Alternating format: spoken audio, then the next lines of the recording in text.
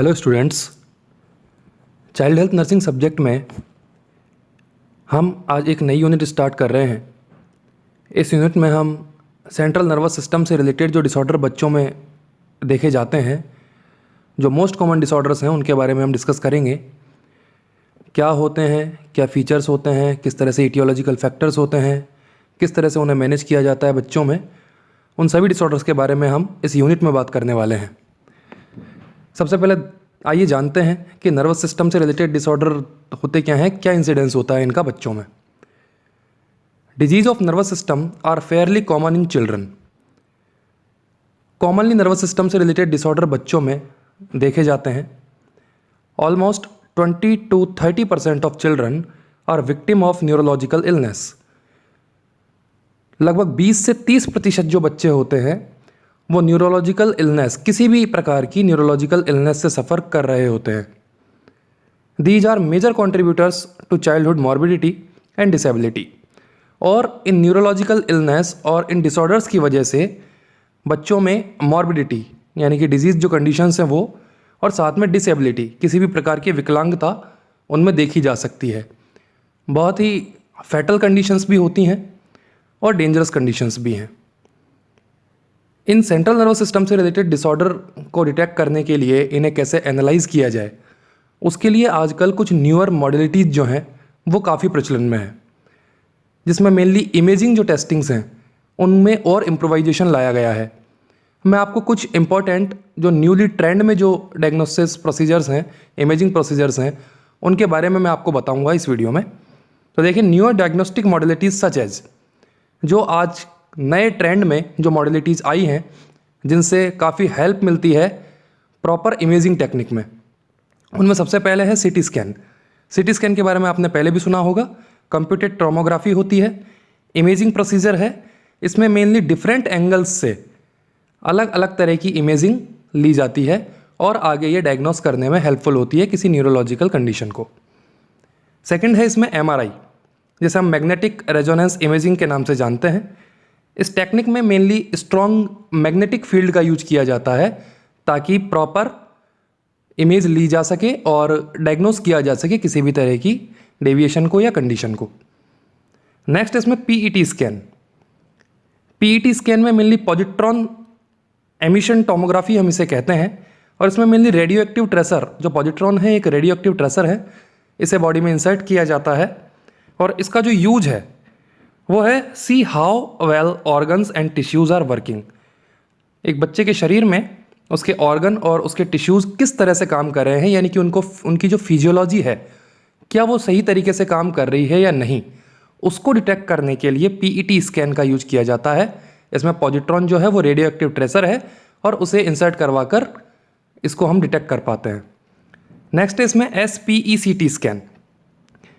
इसमें है single photon emission computerised tomography, इसकी फुल फॉर्म है। दोबारा देखिएगा, single photon emission computerised tomography. Photon भी एक रेडियो एक्टिव ट्रेसर है, बॉडी में इंसर्ट करवाते हैं। इससे हम क्या देख सकते हैं, to analyse the function of internal organs. Body के अंदर जितने भी इंटरनल ऑर्गन्स हैं उनकी फंक्शनिंग को एनालाइज करने में SPECT स्कैन का यूज किया जाता है। नेक्स्ट इसमें cerebral angiography, imaging technique to examine blood vessels in the brain. Brain में पाई जाने वाली ब्लड वेसल्स को एग्जामिन करने के लिए कि कहीं उनमें किसी तरह की डेविएशन तो नहीं है, किसी तरह की एबनॉर्मलिटी को डिटेक्ट करने के लिए सेरिब्रल एंजियोग्राफी की जाती है। नेक्स्ट जो आजकल प्रचलन में है वो है माइलोग्राफी। इसका इस्तेमाल मेनली स्पाइनल कैनाल को एग्जामिन करने में किया जाता है, जैसे कि स्पाइनल कॉर्ड, आपके जो नर्व रूट्स हैं वो प्रॉपर फंक्शनिंग में है या नहीं, उनकी जो स्ट्रक्चरल कंडीशन है वो बेटर है या नहीं, उसकी इमेजिंग जो है वो माइलोग्राफी के द्वारा दी जाती है। नेक्स्ट इसमें है electromyography, to visualise the electrical activity of muscle tissue. Muscle tissues में आपने पढ़ा होगा न्यूरोमस्कुलर जंक्शन जो होता है वो इलेक्ट्रिकल एक्टिविटीज़ जो है वो इंड्यूस करता है। उसको विजुअलाइज करने के लिए उसको पहले डिटेक्ट किया जाता है, उसको रिकॉर्ड किया जाता है और फिर उसका विजुअलाइजेशन मॉनिटर पर देखा जाता है, उसे हम कहते हैं इलेक्ट्रोमायोग्राफी। नेक्स्ट इसमें है neuropsychological testing, to check the functioning of brain. क्योंकि ब्रेन में आपने देखा है नर्वस सिस्टम से रिलेटेड जितने भी काम हैं, सेंसरी और मोटर जो फंक्शन है, उन पूरी फंक्शनिंग को या ब्रेन में जो पार्ट्स जो हैं, ब्रेन के पार्ट्स ठीक तरीके से काम कर रहे हैं या नहीं, उन सभी को चेक करने के लिए न्यूरो साइकोलॉजिकल टेस्टिंग का यूज किया जाता है। नेक्स्ट इसमें है echo encephalography, method for detecting abnormalities within the cranial cavity. Cranial cavity में किसी तरह की स्ट्रक्चरल या फिजियोलॉजिकल डेविएशन अगर है या एबनॉर्मलिटी अगर है तो उसको डिटेक्ट करने के लिए इको एंसिफिलोग्राफी का यूज किया जाता है। नेक्स्ट है इसमें magneto encephalography, neuro imaging technique for mapping brain activity by recording magnetic field produced by electrical current in the brain.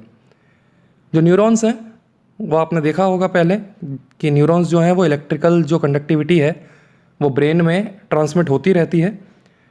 तो मैग्नेटिक फील्ड को प्रोड्यूस करके जो ये न्यूरॉन्स की जो आप ये देख लीजिए जो ट्रांसफ़र है, जो ट्रांसमिशन है उनका, उसको डिटेक्ट किया जाता है और इससे ब्रेन की जो एक्टिविटीज़ हैं उनको एनालाइज किया जाता है। नेक्स्ट इसमें है ईईजी, इसके बारे में भी आपने सुना होगा, इकोएंसेफेलोग्राम ही है ये। Test to detect electrical activity in the brain, brain में जितनी भी इलेक्ट्रिकल एक्टिविटीज़ का ट्रांसमिशन होता है उनको डिटेक्ट करने के लिए जो टेस्ट किया जाता है वो है ईईजी। ये न्यूअर मॉडलिटीज़ हैं, ये मैंने आपको इसलिए बताई हैं क्योंकि जब भी हम नर्वस सिस्टम के जो डिसऑर्डर्स पढ़ेंगे उन डिसऑर्डर्स में इनका इस्तेमाल डायग्नोस्टिक प्रोसीजर्स के अंदर किया जाएगा, तो आपको ये पहले से पता हो कि इनका यूज किस तरह से किया जाता है और क्या इसके एडवांटेज मिलते हैं। इसलिए मैंने आपको पहले बताया है, इन सभी को अच्छे से याद रखना है आपको। अब हम हमारा फर्स्ट डिसऑर्डर लेते हैं जो कि नर्वस सिस्टम से रिलेटेड डिसऑर्डर है, जिसका नाम है कोमा।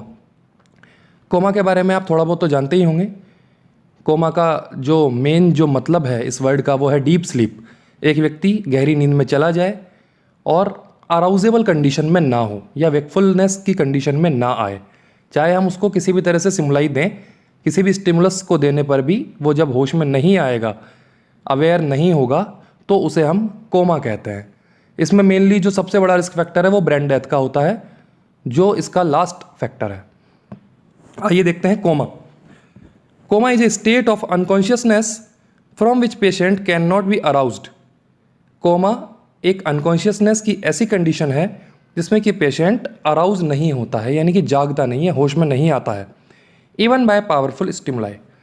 जबकि उसे हम किसी भी तरह से स्टिमुलाई दें, उसको किसी भी तरह से स्टिमुलेट करें अराउज होने के लिए, लेकिन वो फिर भी अराउजेबल नहीं होगा। The word coma derived from the Greek word coma means deep sleep. ये जो वर्ड है कोमा, ये ग्रीक वर्ड KOMA कोमा से लिया गया है, जिसका मतलब होता है डीप स्लीप, गहरी नींद में चले जाना। It indicates prolonged state of unarousable sleep and alteration of consciousness. Coma indicate करता है कि जो पेशेंट है वो अनअराउजेबल स्लीप में चला गया है, मतलब ऐसी नींद में चला गया है जहाँ से उसका जागना मुमकिन नहीं है, एंड अल्ट्रेशन ऑफ कॉन्शियसनेस, जो उसका जो कॉन्शियसनेस का जो लेवल है वो भी अब अल्टर हो गया है। इसे ही हम कोमा के तौर पर जानते हैं। इसकी पैथोलॉजी के बारे में हम बात करेंगे तो सबसे पहले ये जानना ज़रूरी है कि आपने नर्वस सिस्टम के पार्ट्स पढ़े होंगे, आपने ब्रेन के पार्ट्स पढ़े होंगे एनाटॉमी में। उसमें सेरिब्रम रहता है और सेरिब्रम में सेरिब्रल हेमिस्फीयर देखे जाते हैं। सेरिब्रल हेमिस्फीयर की प्रॉपर फंक्शनिंग ही उत्तरदायी है आपके कॉन्शियसनेस लेवल को मेंटेन रखने के लिए। तो यदि सेरिब्रल हेमिस्फीयर में किसी भी तरह की एबनॉर्मलिटी होगी तो आपका जो कॉन्शियसनेस का जो लेवल है वो अल्टर हो जाएगा। यही कोमा की पैथोलॉजी में देखा जाता है। देखिए क्या है, consciousness is maintained by cerebral hemispheres. आपके अंदर कॉन्शियसनेस जो है वो सेरिब्रल हेमिस्फीयर के द्वारा मेंटेन रखी जाती है। कॉन्शियसनेस का मतलब है आपका वेकफुलनेस, आपका ओरिएंटेशन, अपने आसपास के एनवायरनमेंट के बारे में आपको जानना, मतलब आपकी जागृत अवस्था जिसमें आप फुली एक्टिव हैं। Coma occurs due to dysfunction और मेटाबॉलिक और toxic effect of CNS। Coma के पीछे के जो कारण हैं उनमें कॉमन है डिसफंक्शन, या तो जो नर्वस सिस्टम है वो डिसफंक्शनिंग हो गई है उसकी, यानी कि वो प्रॉपर वर्किंग कंडीशन में नहीं है, या मेटाबॉलिक कारण भी हो सकते हैं जैसे कि हिपैटिक टॉक्सिसिटी और टॉक्सिक इफेक्ट ऑफ CNS, या फिर सेंट्रल नर्वस सिस्टम में किसी तरह का टॉक्सिक इफेक्ट क्रिएट हुआ है तो कोमा जैसी कंडीशन बन सकती है। अल्ट्रेशन इन इंट्राक्रेनियल प्रेशर, क्रेनियल कैविटी में जो इंट्राक्रेनियल प्रेशर होता है उसका अल्टर हो जाना, and disturbance of cerebral blood flow, और साथ साथ ही जो सेरिब्रम है, सेरिब्रल जो हेमिस्फीयर्स हैं उनके ब्लड फ्लो में किसी तरह का disturbance are also associated with development of coma. ये भी एसोसिएटिंग फैक्टर्स हैं जो कि कोमा को डेवलप कर सकते हैं। अब क्योंकि हम बात कोमा की कर रहे हैं, इसमें सबसे पहला जो वर्ड हमने देखा था वो था अनकॉन्शियसनेस। तो कॉन्शियसनेस के क्या क्या स्टेजेस हैं, किस तरह से अल्ट्रेशन इनमें आ सकता है, उसके बारे में हम देखते हैं कि कौन कौन सी स्टेजेस हैं जिसको हम अल्टर्ड कॉन्शियसनेस के तौर पर जानते हैं। सबसे पहली condition, most common condition is drowsy. आपने ड्राउजीनेस के बारे में सुना होगा। देयर इज रिड्यूस्ड अवेयरनेस और wakefulness.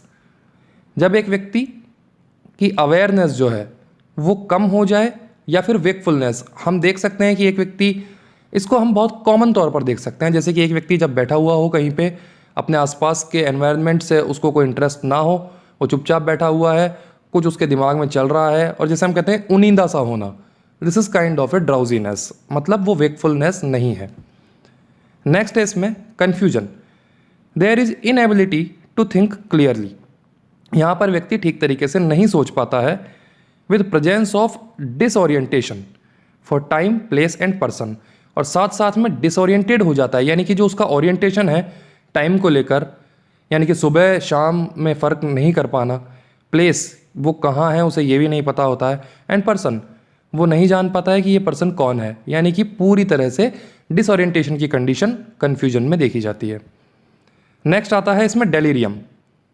The patient is out of contact with the environment. Patient का अपने आसपास के एनवायरनमेंट से कॉन्टैक्ट खत्म हो जाना, एंड हैविंग डिसओरिएंटेशन, और टाइम, प्लेस और पर्सन के बारे में भी उसकी जो मेमोरीज हैं वो अल्टर हो जाती हैं। हाइपर एक्टिविटी, किसी किसी कंडीशन में वो हाइपर एक्टिवनेस दिखाता है। इरिटेबिलिटी, चिड़चिड़ा महसूस करना। हेलुसिनेशंस, यानी कि उसे भ्रम होना, किसी चीज़ जो कि उसके सामने नहीं है उसे वो चीज़ दिखाई देना। एंड टाकेटिवनेस, और बहुत ज़्यादा बोलना, ये डेलीरियम की कंडीशन में आता है। नेक्स्ट है obtundation. There is increased sleep. एक व्यक्ति बहुत लंबे समय तक सोता रहता है। रिड्यूस्ड अलर्टनेस, और उसके अंदर की जो उसकी अलर्टनेस है वो बहुत कम हो जाती है। वो कॉन्शियसनेस की ऑप्टेंडेशन वाली कंडीशन में चला जाता है, यानी कि उसे अपने एनवायरनमेंट और अपने ओरिएंटेशन का बिल्कुल भी ध्यान नहीं होता और वो एक्टिव नहीं दिखाई देता है। नेक्स्ट है स्टपर एंड सेमीकोमा।